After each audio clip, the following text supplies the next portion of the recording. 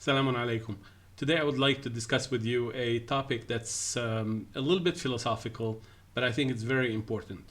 We are preparing and laying the ground for presenting the complete story of Dhul Qarnayn. And this will happen, inshallah, in the next few days. And we're working on it very hard, and I think you're going to be absolutely amazed. But before we get to that, we need to lay out a few basic concepts that will help you understand a little bit more of what we're talking about. Bismillah ar-Rahman ar-Rahim. Alhamdulillah wa salatu wa salamu ala Rasulillah. Rabbi shrah li sadri wa yassir li amri wahlul 'uqdatan min lisani yafqahu qawli. So the topic that we're going to cover today is related to one word in Surah Al-Kahf, which is where the story of Dhul Qarnayn is related to us. And it covers specifically about 4 verses in Surah Al-Kahf, and it's the word sababan. So let's look at the verse. أعوذ بالله من الشيطان الرجيم. إنا مكنا له في الأرض وآتيناه من كل شيء سببا فأتبع سببا. These are verses or ayat 84 and 85 of Surah Al-Kahf. Of course, the same word repeats a little later, a couple of verses later, and then again a couple of verses later. We have endowed him with special powers derived from the scripture, and we have granted him out of every part of the scripture a way of supplication as a causation. And you're going to go, whoa, stop. And I know some of my Arabic speaking brothers are probably going, no, this is not what it means. I need you to be patient just for a few minutes. This is a short video, but we're going to cover some of these aspects. So let's take it one at a time. مَكَّنَّا لَهُ فِي الْأَرْضِ. This word right here, مَكَّنَّا لَهُ فِي الْأَرْضِ, covers the word ard. And we talked about ard in prior videos, where we said the term ard, according to the Abrahamic locution, implies or indicates the scripture itself, specifically the composition or the text of the scripture. And we made an example of the insect called arada, which eats the words or eats the parts of the text and leaves scribbles just like text. So ard is the actual text of the scripture. And please refer to prior videos where we talked about this. Makkanna lahu, again, is a very specific Abrahamic locution term that means we have empowered him. We gave him the sort of the secrets or the inside information or the specific powers. Okay, so that's the translation. We have endowed him with special powers derived from the scripture. Of course, this verse and others, the one before it and the few verses or ayat after it, are talking about Dhul Qarnayn. So I need to explain these concepts so when we get to the story, we have laid down some foundation. Because the story of Dhul Qarnayn is fairly complex unless we understand some basic terminology. The ayah continue, وَآتَيْنَاهُ مِن كُلِّ شَيْءٍ سَبَبًا. And we have provided him or granted him out of every part of the scripture sababan. I will come to the word sababan, but let me comment on the word kulli shay. Again, we have seen this before. When the word shay in the Quran occurs, it is usually referring to a portion or a part of the book. Al-Kitab. Ma farratna fil kitabi min shay. And I know this is a generic term in the Arabic, common Arabic language, but in the Abrahamic locution, specifically the way it's used in the Quran, very often it's referring to portions of the book itself, portions of the Quran itself, the text. Now, is this referring to Dhul Qarnayn and did he have a Quran? We will see this inshallah in the future, but for now, just hold that thought. So we provided him, we granted him special powers derived from the scripture. So Dhul Qarnayn had a scripture. This is clearly what it's saying in here. وَآتَيْنَاهُ مِن كُلِّ شَيْءٍ سَبَبًا. And we've granted him out of everything sababan, a way of supplication. Again, this word sabab means 2 things. In the common Arabic language, it means the cause, as in causation. And that's what we're going to talk about today a little bit more. But in the Abrahamic locution, and those of you who have seen the video regarding the hieroglyphics in the Quran, you know that in the Egyptian hieroglyphics, it shows somebody supplicating by raising their hand. So their hand is pointing up. And this is exactly how we do supplication, dua. So this part of the hand is referred to as sabab. And you can imagine as this is the beginning of a highway connecting you to the heavens. And therefore, when you raise your hand, as our beloved Prophet sallallahu alaihi wasallam used to do, you make supplication, you're connecting to the cause of all things. And this is a beautiful description based on this word, sabab. So we gave Dhul Qarnayn the proper way to make supplication based on the scripture. Think about this a little bit. So Allah subhanahu wa ta'ala is identifying the most important gift to Dhul Qarnayn is that he was able to read the scripture and he was able to decipher it and extract from it supplication. This is so beautiful. So, I remember when I first learned this and I started learning how to make the right supplication using the Quran, it changed my life literally. It put me in a totally different world. So this is what Allah subhanahu wa ta'ala is teaching us. So the sabab is the way to do supplication. Now quickly the next ayah, فَأَتْبَعَ سَبَبًا. Atba'a, the verb atba'a, that means he had some followers. He had some others follow in the same way, right? فَأَتْبَعَهُمْ فِرْعَوْنُ بِجُنُودِهِ. That means Fir'aun had Musa and his people followed, right? فَأَتْبَعَ. فَأَتْبَعَ, that means he had others follow in the same way of doing supplication based on this ard or scripture. But it also means causation, and this is the tricky part. This is the link that I want to share with you today.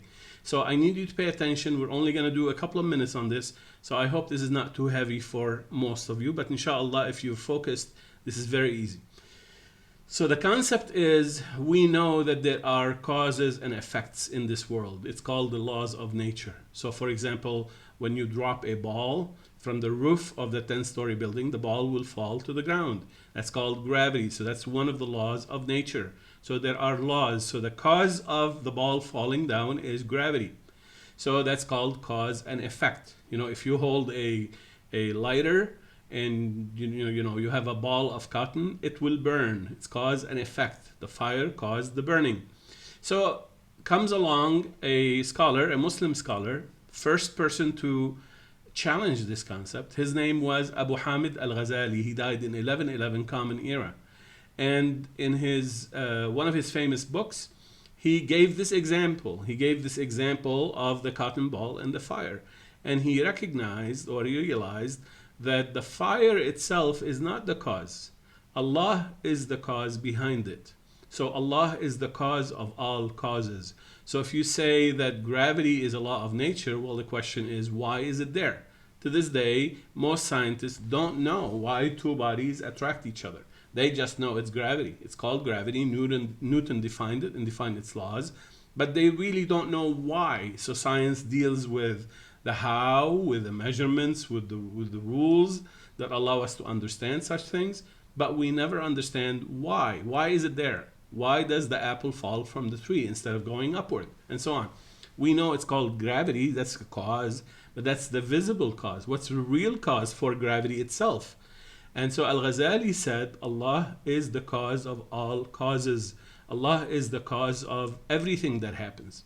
And therefore he said, if you hold the fire to the cotton ball, if Allah does not want it to burn, it would not burn. And this is an example given in the case of Ibrahim alayhi salam in the Quran, where his people threw him in the burning building, and Allah subhanahu wa ta'ala says, قُلْنَا يَا نَارُ كُونِي بَرْدًا وَسَلَامًا عَلَى إِبْرَاهِيمَ. Allah subhanahu wa ta'ala ordered the fire to stop functioning with its burning property.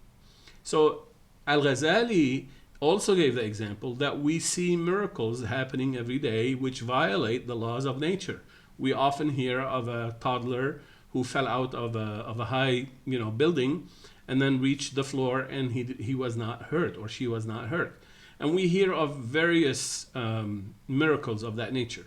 So there is always a case to be made that these laws of nature are not constant, are not permanent. They're not the cause by themselves. There's something behind them that caused them to act or to function the way they function in the way we perceive them.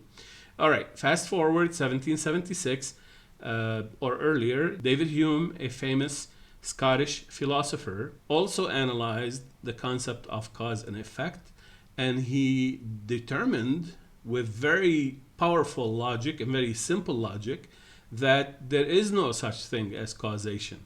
In other words, what he says, the fact that you watch the sun rise every morning does not mean it's going to rise tomorrow. So therefore, all of our notions of cause and effect is built on habit, not necessarily because we know that these things will happen again. So he calls this the fallacy of induction. So in other words, he's saying if the ball falls down because of gravity, it doesn't mean that the next time you throw it down, it's gonna fall down. There is absolutely no logic that tells us because it happened in the past, it shall happen again in the future. He realized this, and he calls this the fallacy of causation. The causation doesn't exist. And then he says, well, we probably have to rely on what we can observe, which is the causation, the laws of nature, because that's all we got. And then he went on in his life to do other things. Fast forward to 1950s, 1960s, a beautiful Turkish scholar called Said al-Nursi.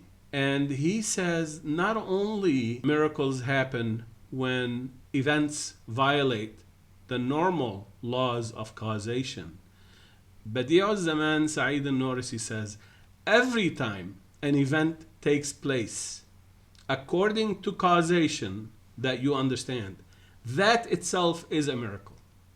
So miracles are not only the exceptions. Said al-Nursi says every event happens because Allah wills it to happen.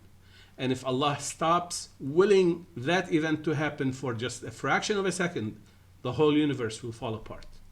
And this is the conception of a beautiful idea that is expressed by Said al-Nursi. He says the understanding of submission to the creator and sustainer of the universe necessitate that we keep this concept in our mind all the time. Everything that happens in front of our eyes. Every time we do something and we expect it to happen and then it does happen, that is a miracle. Because Allah subhanahu wa ta'ala is interfering right then and there to let you know that He's with you. And I found that idea so spiritually moving, and it changed my outlook on life totally. It is not just miracles that are miracles. Every regular event is itself a miracle. Every time you observe something functioning according to the laws of nature, that is Allah showing you His power. And therefore, we go back to the very first verse when Allah subhanahu wa ta'ala is teaching us about Zulqarnain. He taught him the verses or the ayat from the scripture to allow him to learn how to communicate with Allah subhanahu wa ta'ala. Yes, you have to learn the laws of nature. Yes, you have to understand all the causes and effects and master them and prepare plans and lay out activities and do the best you can to go along with these laws of nature that you know about.